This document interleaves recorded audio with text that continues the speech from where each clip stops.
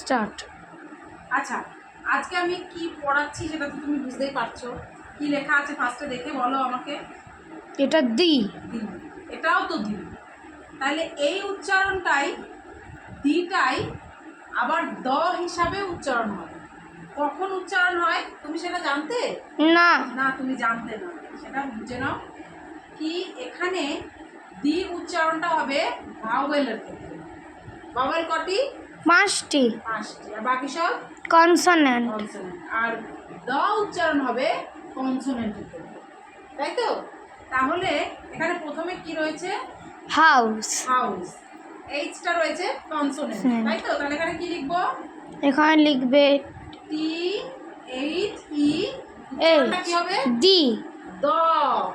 দ উচ্চারণ হবে, কনসোনেন্ট রয়েছে। এটা তোমার তো বোঝার সুবিধার্থে আমি এখানে কনসোনেন্ট লিখে দিলাম। কিন্তু এটা তো দি লেখা আছে। দি, এটা হলো দ হবে, দুটোই একই। মানে ওখানে টিএইচ ইউএইচ হবে। হ্যাঁ, T H U S, very good. T H U S দ উচ্চারণ হয়, দ। আর এখানে রয়েছে এন্ড, তাহলে এখানে কি লিখবো? T H E. কি উচ্চারণ হবে বলো? Double E. হ্যাঁ, টিএইচ ই কি উচ্চারণ হবে? দি। দি। আর এইটা কি রয়েছে বলো? ইউনিকর্ন। ইউনিকর্ন, এটাও হবে দি। দি, ভেরি গুড, দি।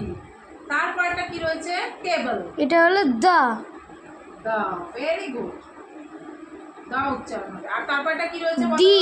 এটা কি রয়েছে? অরেঞ্জ। অরেঞ্জ। এখানে কি হবে? দি। দি। আর তারপরটা কি রয়েছে? মিল্ক। মিল্ক। মিল্কের আগে কি হবে? দা। দা, ভেরি গুড। আর তুমি বুঝতে পেরেছো? হ্যাঁ। তুমি কিন্তু প্রথমেই এটা করতে গেলে বুঝতে পারবে না, তোমাকে ভালো করে সতর্ক হয়ে তারপরে তোমাকে এটা করতে হবে। কিন্তু অলওয়েজ কনসোনেন্টের আগে কিন্তু দ উচ্চারণ হবে, আর ভাওয়েলের আগে দি উচ্চারণ হবে, তাই তো? এবার আমি তোমাকে বোঝার সুবিধার্থে বলে দিচ্ছি। হাউসের আগে দি লিখেছো, তাই তো? হাউসের আগে কি লিখেছো? দি। দ। দ লিখেছো, টিএইচ ইউএইচ, দ। আর এন্ডের আগে কি লিখেছো? দা। দি। টিএইচ ডবল, তাই তো? এটা আমি তোমার বোঝানোর জন্য, তোমার আরেকবার রিমাইন্ডার করার জন্য এটা তোমাকে বলে দিচ্ছি। তারপরে ইউনিকর্নের আগে কি লিখেছো? দি। টিএইচ ডবল ই, দি, তাই তো? তারপরে টেবিলের ক্ষেত্রে কি লিখেছো? দা। দ, ভেরি গুড, টিএইচ ইউএইচ, দ। অরেঞ্জের ক্ষেত্রে কি লিখেছো? দি। দি, টিএইচ ডবল ই, দি। তারপরে মিল্কের ক্ষেত্রে কি লিখেছো? দা। দ, টিএইচ ইউএইচ, দ। তাহলে বুঝতে পেরেছো?